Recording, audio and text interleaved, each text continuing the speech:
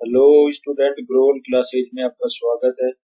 तो आज हम पढ़ेंगे 24 तारीख की सेकंड शिफ्ट में पूछे गए सभी प्रश्न।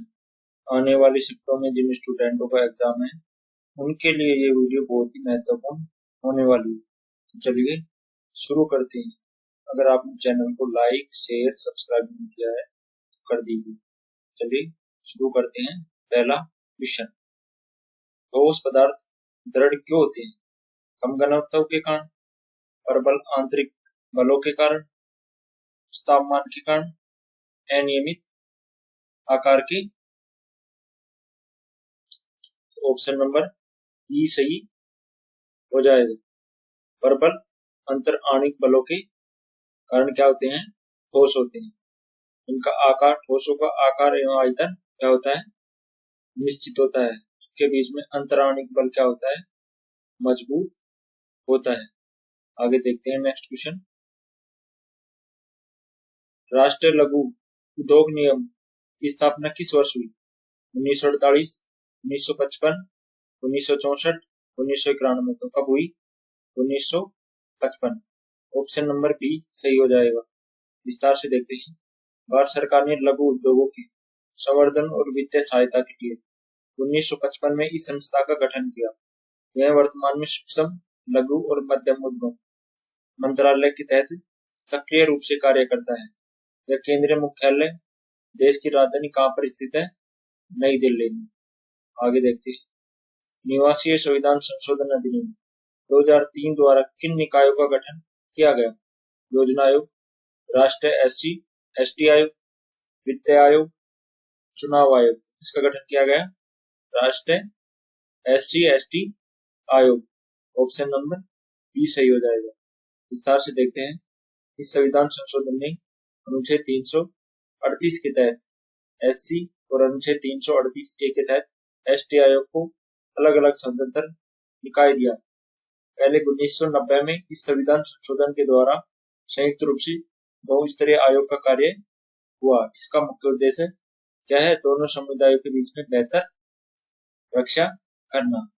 आगे देखते हैं नेक्स्ट क्वेश्चन। फूड इंडिया 2025 का आयोजन कहाँ किया गया? मुंबई, बेंगलुरु, नई दिल्ली, हैदराबाद। तो कहाँ पर किया गया फूड इंडिया का? नई दिल्ली। ऑप्शन नंबर सी सही हो जाएगा। इसका आयोजन कब से कब तक हुआ? 25 से 28 सितंबर 2025 के बीच हुआ। कहाँ पर हुआ? भारत मंडपम, वहाँ पे नई दिल्ली में हुआ। इस आयोजन का खाद्य प्रसंस्करण उद्योग मंत्रालय एवं वैश्विक स्तर पर क्या क्या प्रदर्शित किया गया। आगे देखते हैं नेक्स्ट क्वेश्चन। किन वनों में वृक्षों की किसी विशेष मौसम में एक साथ अपने पत्ते नहीं झाड़ते?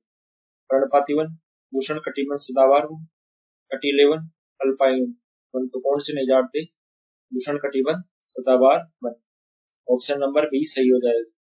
विस्तार से देखते हैं। इन वनों में विभिन्न प्रजातियों के पेड़ अलग अलग समय पर पत्ते गिराते हैं, इसलिए वे हमेशा हरे भरे दिखते हैं। यहाँ साल भर भारी वर्षा और उच्च तापमान के कारण क्या बनी रहती है? कि स्थिति बनी रहती है। आगे देखते हैं नेक्स्ट क्वेश्चन। माइक्रोसॉफ्ट विंडो में Alt प्लस F4 की शॉर्टकट की क्या है? नई फाइल खोलना, सक्रिय विंडो को बंद करना, रिफ्रेश करना, कॉपी करना। तो क्या है? Alt प्लस F4 सक्रिय विंडो को बंद करना। ऑप्शन नंबर ई सही हो जाएगा। विस्तार से देखते हैं। यह कीबोर्ड की कमांड वर्तमान में चल रहे किसी भी प्रोग्राम को तुरंत बंद करने का निर्देश देती है। यदि कोई भी एप्लीकेशन खुली नहीं है तो कंप्यूटर को शट डाउन करने का विकल्प खोल देती है। यह विंडो ऑपरेटिंग सिस्टम में इस्तेमाल होने वाली एक क्या है? मानक कमांड है। आगे देखते हैं। 1930 में तमिलनाडु में किसे के वेद नारायण नमक सत्याग्रह का नेतृत्व किसने किया? K Kamaraj, Shri Rajagopalachari, Subramania Bharati, E V Ramaswamy. किसने किया? Shri Rajagopalachari. Option number B सही हो जाएगा। विस्तार से देखते हैं। गांधी जी की दांडी यात्रा से प्रेरित होकर श्री राजगोपालचारी ने तिरुचिरापल्ली से वेदनारायण पद यात्रा की 1930 में की है। श्रम सेवकों ने समुद्र तट पर ब्रिटिश नमक कानून तोड़ा। यह दक्षिण भारत की सविनय अवज्ञा आंदोलन का क्या है, एक महत्वपूर्ण हिस्सा है। आगे देखते हैं नेक्स्ट। सिंधु घाटी सभ्यता के दुर्ग को ऊंचे चबूतरे पर क्यों बनाया गया था? सजावट के लिए, बाढ़ से सुरक्षा के लिए, भंडारण के लिए, सैन्य अभ्यास के लिए। किसके लिए बनाया गया था? बाढ़ से सुरक्षा के लिए। ऑप्शन नंबर डी सही हो जाएगा। विस्तार से देखते इसको। दुर्ग की ऊंचाई पर बनने का मुख्य उद्देश्य इसे बाढ़ से बचाना और महत्वपूर्ण इमारतों को सुरक्षित रखना है। इसकी ऊंचाई समाज के शासन वर्ग की विशिष्टता को भी दर्शाती है। आम जनता है जो नीचे रहती थी और राजा का शासन ऊपर था। आगे देखते हैं विस्तार से। भारत के राष्ट्रपति पर महाभियोग चलाने की शक्ति किसके पास है?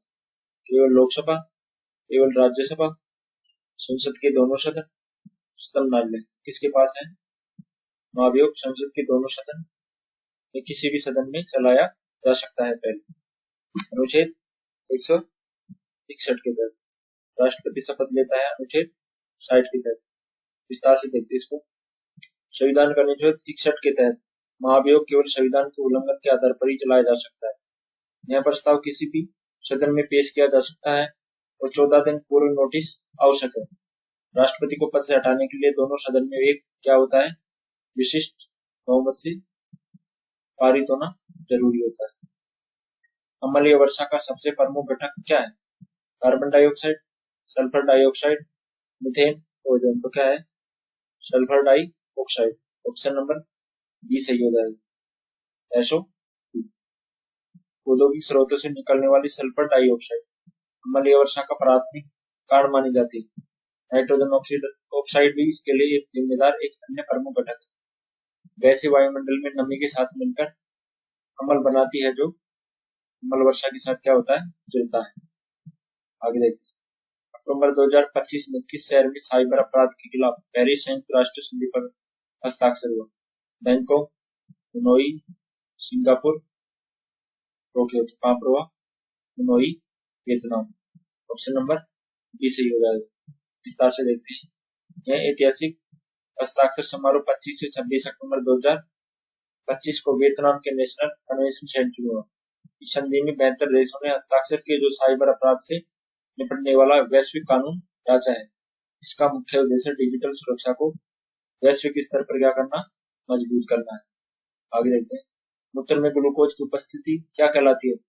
Glycosuria, anaemia, hypertension, nephrotic syndrome. तो क्या कहलाती है? ग्लाइकोसूरिया। क्या कहलाती है? ग्लूकोज में मूत्र में ग्लूकोज की उपस्थिति। सामान्यतः मूत्र में ग्लूकोज नहीं होता क्योंकि स्वस्थ गुर्दे से वापस अवशोषित कर लेते हैं। रक्त शर्करा स्तर 180 mg से अधिक होता है तो चीनी मूत्र से बाहर निकलने लगती है। तो अक्सर मधुमेह रोग का क्या है? प्रमुख संकेत है। आगे देखते हैं। 1925 में काकरी कांड में किसे सजा नहीं हुई थी?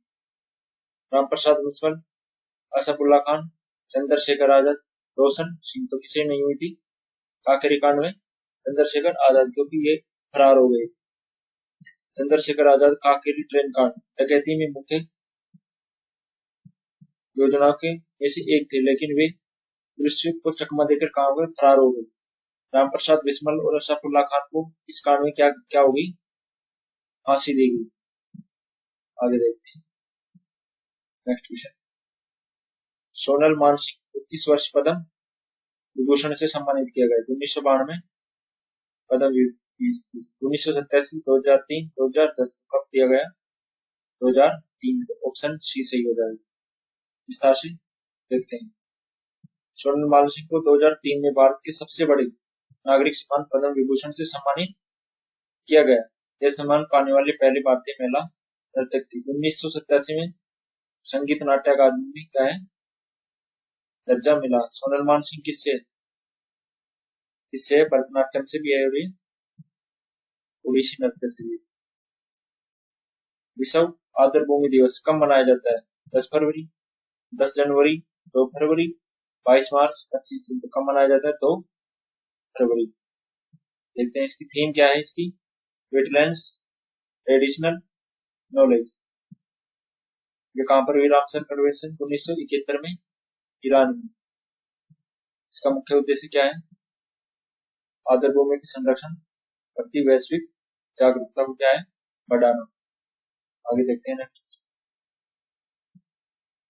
इस गुर्जर प्रतिवार शासक ने अरब सेना को पराजित किया था? बसरा, नागभट्ट प्रथम, मयूरभोज, महेंद्रपाल। किसने किया था? नागभट्ट प्रथम। ऑप्शन नंबर बी सही हो जाएगा। नागभट्ट प्रथम ने लगभग 738 ईस्वी में क्लाइव ने अरब सेना को करारी शिकस्त दी। ग्वालियर प्रशस्त ने मल्ली, चौक, अविनाशक और नारायण का अवतार कहा। उन्होंने सफलता के साथ भारत की पश्चिमी हिस्सों की रक्षा की। आगे देखते हैं। नगर पालिकाओं के खातों में ऑडिट का अधिकार राज्य विधायिका का कौन सा अनुच्छेद होता है? कौन सा होता है? अनुच्छेद 343 पी, 343 जेड, 343 आई, 343 के। कौन सा होता है? 343 जेड। विस्तार से देखते हैं। नगर पालिका कौन से विभाग में? 9 में। यह अनुच्छेद भाग 9 का एक का हिस्सा है। राज्य विधानमंडल की नगर पालिकाओं के ऑडिट प्रावधान बनने की शक्ति होती है। अनुच्छेद 243 के तहत स्थानीय निकायों की संरचना और शक्तियों को पूरा वर्णन करता है। उदाहरण के लिए 243 राज्य वित्त आयोग से क्या है? संबंधित है। आगे देखते हैं। प्रधानमंत्री जनजातीय उन्नत ग्राम अभियान कब लॉन्च किया गया? 15 अगस्त 2024, 2 अक्टूबर 2024, 26 जनवरी 2024, 1 जुलाई 2024। कब किया गया?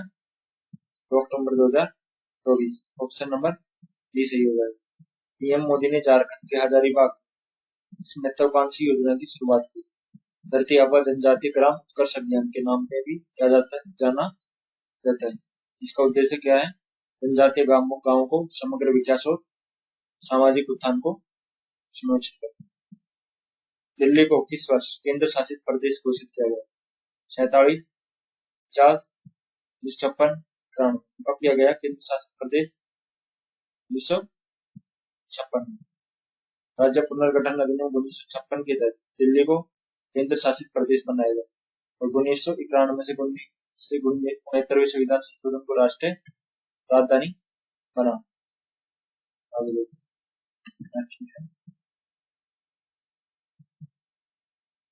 किसे पंजाब का शेर या पंजाब केसरी के नाम से जाना जाता है? भगत सिंह, लाला लाजपत राय, बाल गंगाधर तिलक, लाला हरदयाल। तो किसे जाना जाता है? Lala Lajpat Rai. Option number D सही हो जाएगा।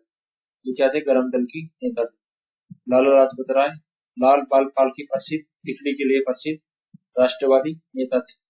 उन्होंने ब्रिटिश शासन के खिलाफ निडर नेतृत्व के कारण यह प्रसिद्ध उपाधि अर्जित की। भगत सिंह को क्या कहते थे? शहीद आजम। ऑप्शन बी सही हो जाएगा। सेशन पसंद आ चैनल को लाइक शेयर सब्सक्राइब कीजिए। किसी जीन का वह विकल्प रूप से जो विशिष्ट स्थिति में होता है क्या कहलाता है? गुणसूत्र, एलील, डीएनए, आरएनए। क्या कहलाता है? एलील। ऑप्शन नंबर बी सही हो जाएगा। एलील एक ही जीन के 2 या 2 से अधिक संस्करणों में से एक होता है। यह गुणसूत्र पर विशिष्ट जीनोमिक के स्थान पर स्थित होता है। यह डीएनए अनुक्रम और भिन्नता के कारण किसी जीन में विशिष्ट गुणों को क्या करता है? दर्शाता है। शाही चोल मूल रूप से किस राजवंश के सामने? चोल, पल्लव, चेर, पांडव, राष्ट्रकूट। चोल किसके थे? पल्लव। ऑप्शन नंबर ए सही हो जाएगा। चोल संस्थापक विजय वाले चोल ने लुतियार से तंजावर छीना था। पल्लव के अधीनस्थ थे। आगे देखते। कदम, तो पल्लव किसके सामंत थे? कदम के। आगे देखते। भारत का सबसे बड़ा परिचालन परमाणु संयंत्र ऊर्जा कहाँ पर है? तारापुर, कैगा, कुंडकुलम, नरोरा। कहाँ पर है सबसे बड़ा परिचालन परमाणु ऊर्जा संयंत्र? कुंडकुलम। ऑप्शन नंबर सी सही हो जाएगा। कुंडकुलम क्या है? 200 मेगावाट क्या करता है? बिजली पैदा करता है।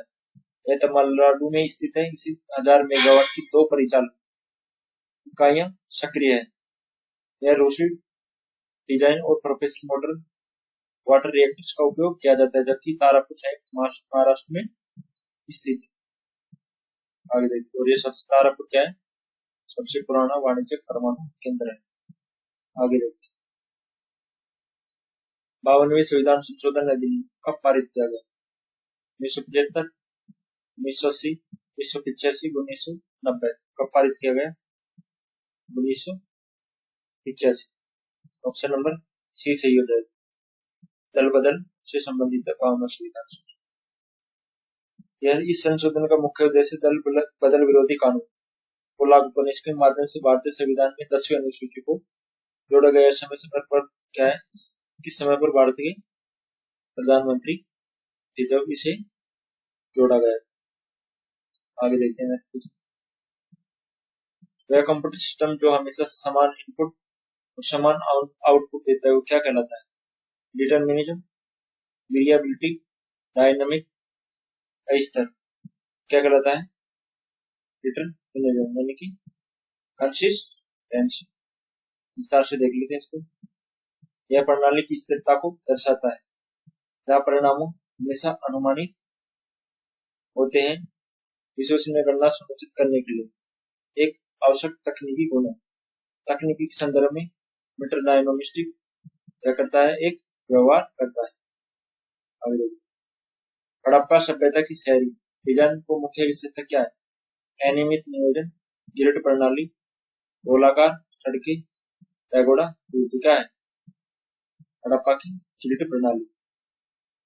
हड़प्पा और मोहनजोदड़ो जैसे शहरों में सड़कें एक दूसरे के समकोण यानी कि 90 डिग्री पर क्या करती थी? काटती थी। उत्तर दक्षिण, ये सड़कें उत्तर दक्षिण और पूर्व पश्चिम की ओर क्या थी? व्यवस्थित थी। यह क्या थी? उन्नत नगर नियोजन शहरी विशेषता थी। आगे देखते हैं नेक्स्ट। डिजिटल इंडिया कार्यक्रम की आधिकारिक तौर पर कब शुरू हुआ? 2014, 2015, 2016, 2017। तो कब हुआ? 2015 में। ऑप्शन नंबर बी सही हो जाएगा। प्रधानमंत्री नरेंद्र मोदी ने 1 जुलाई 2015 को डिजिटल दिल्ली में इंदिरा गांधी इंडोर स्टेडियम में शुरुआत की थी। इसका मुख्य लक्ष्य भारत को डिजिटल रूप से सशक्त समाज का ज्ञान अर्थव्यवस्था को बदलना है। यह मुख्य रूप से सरकारी सेवाओं को क्या है? ऑनलाइन उपलब्ध कराने में केंद्रित है। आगे देखते हैं नेक्स्ट क्वेश्चन।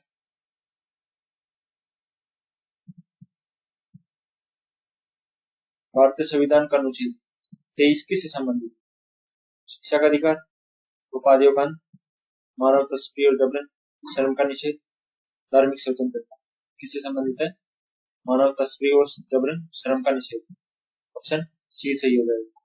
यह अनुच्छेद मानव तस्करी और बेगार जैसे जबरन श्रम के रूप में पूरी तरह से प्रतिबंध है।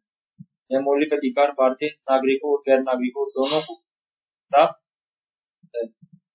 राज्य की सार्वजनिक सेवा के लिए अनिवार्य श्रम लागू करने का अधिकार है। ऑप्शन सी सही हो जाएगा। तो 20 क्या है?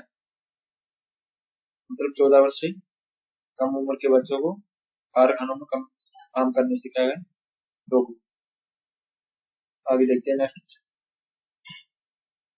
काराकोरम श्रेणी का सबसे लंबा ग्लेशियर कौन सा है? गंगोत्री, सियाचिन, स्पर, जियाकुर। कौन सा है काराकोरम का? सियाचिन ग्लेशियर। ऑप्शन नंबर ई सही हो जाएगा। देखते हैं विस्तार से। यह दुनिया के गैर ध्रुवीय क्षेत्र का दूसरा सबसे बड़ा लंबा ग्लेशियर है। इसकी विशाल बर्फ की मात्रा के कारण तीसरा ध्रुव भी कहा जाता है। यह भारत की उत्तरी सीमा पर सामरिक रूप से क्या है? अत्यंत महत्वपूर्ण है।